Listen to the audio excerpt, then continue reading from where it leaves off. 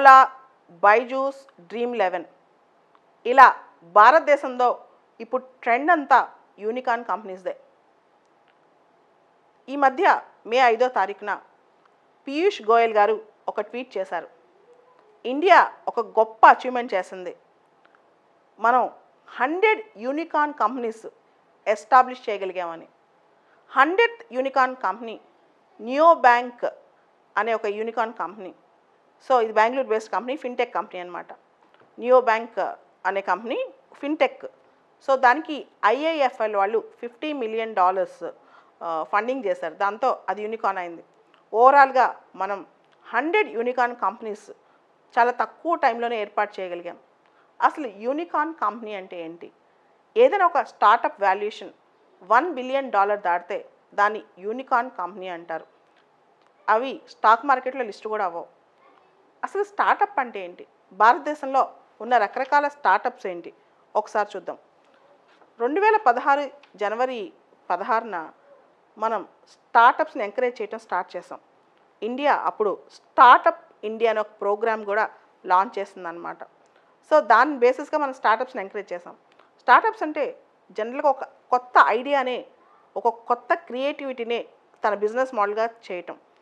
దాంతోపాటు స్టార్టప్స్ ఎక్కువగా డిజిటల్ టెక్నాలజీని లెవరేజ్ చేసుకుంటూ ఉంటాయి.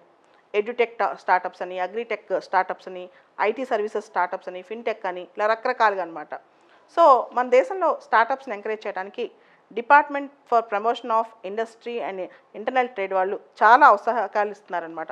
దాంతోపాటు Ministry of Commerce and Industry వాళ్ళు కూడా, మినిస్ట్రీ ఆఫ్ కామర్స్ కిందే ఈ Department of Promotion for Industry and Internal Trade పనిచేస్తుంటుంది.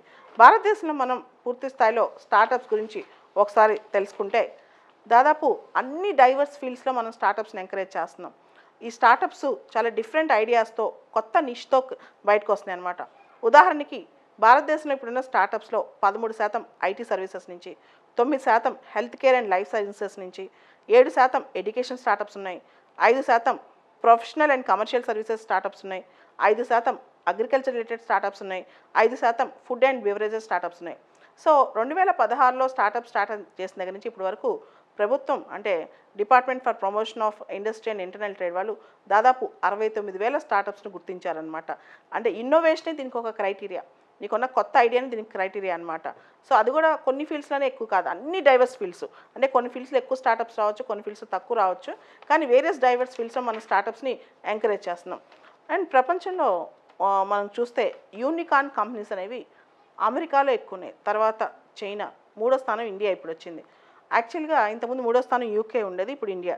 So startups eco system create చేయడంలో మన పీయూష్ గోయల్ గారు ఒక మాట అన్నారు, ప్రపంచంలో ఉన్న ప్రతి 10 యూనికార్న్ కంపెనీస్లో ఒకటి ఇండియాలో ఉంది అని చెప్పి. సో స్టార్టప్స్ చేసిన తర్వాత వాటిని ఫంక్షనింగ్ బట్టి అవి $1 billion వాల్యుయేషన్ దాటితే దాన్ని యూనికార్న్ కంపెనీ అంటారు కదా. మనం గమనిస్తే 2021, 2022 యూనికార్న్ కంపెనీస్కి ఒక గోల్డెన్ ఎరా అని చెప్పుకోవచ్చు. 2021లో దాదాపు 44 కొత్త యూనికార్న్ కంపెనీస్ ఏర్పడ్డాయి. 2022లో ఈ 4 నెలల్లో జనవరి, ఫిబ్రవరి, మార్చి, ఏప్రిల్లో 14 కొత్త యూనికార్న్ కంపెనీస్ ఏర్పడ్డాయి అన్నమాట. సో 2021లో 44, 2022లో ఇప్పటికి 14, మొత్తం 58 ఈ మధ్య కాలంలోనే ఏర్పడ్డాయి, ఈ 15-16 నెలల నుంచి. సో 2022లో ఈ ఏర్పడిన 14 స్టార్టప్ కంపెనీస్ యూనికార్న్ కంపెనీస్ ఉన్నాయి కదా, స్టార్టప్స్ యూనికార్న్ అయితే వాటి వాల్యుయేషన్ $18.9 billion. భారతదేశంలో టోటల్ మనం చూస్తే కనుక యూనికార్న్ కంపెనీస్ మొత్తం ఇప్పుడు 100 యూనికార్న్ కంపెనీస్, దాని వాల్యుయేషన్ టోటల్గా $332.7 billion. సో ఇప్పుడు నియో బ్యాంక్ ఓపెన్ అనే ఒక ఫిన్టెక్ స్టార్టప్ కూడా ప్రమోట్ అవుతుంది. ఓవరాల్గా చూస్తే కొత్త ఐడియాస్కి, కొత్త నిష్కి, కొత్త క్రియేటివిటీకి, కొత్త బిజినెస్ మోడల్స్కి ప్రభుత్వం పెద్దపీట వేస్తుంది. ప్రభుత్వమే కాదు, స్క్రాచ్ నుంచి అసలు ఐడియానే పెట్టుబడిగా జస్ట్ ఇంటర్నెట్ దగ్గర కూర్చుని ఎంతో మిరాకిల్స్ చేస్తున్నాయి యూనికార్న్ కంపెనీస్. ఈ 100 యూనికార్న్ కంపెనీస్ డైవర్స్ ఫీల్డ్ నుంచి ఉన్నాయి. సో ఏదో ఒక ఫీల్డ్లో చాలామంది అంటారు, మాకు చదువుకున్నాం, మాకు ఎంప్లాయ్మెంట్ రావట్లేదని. Why don't you become innovator in India అని ఆలోచించి కొత్త స్టార్టప్ క్రియేట్ చేసి దాన్ని ఒక యూనికార్న్ కంపెనీగా తీసుకెళ్తే అంతకంటే అద్భుతం మనం చేయగలిగిందే ఉంది. ఇది మన కోసమే కాదు, దేశం కోసం కూడా చేయొచ్చు కదా.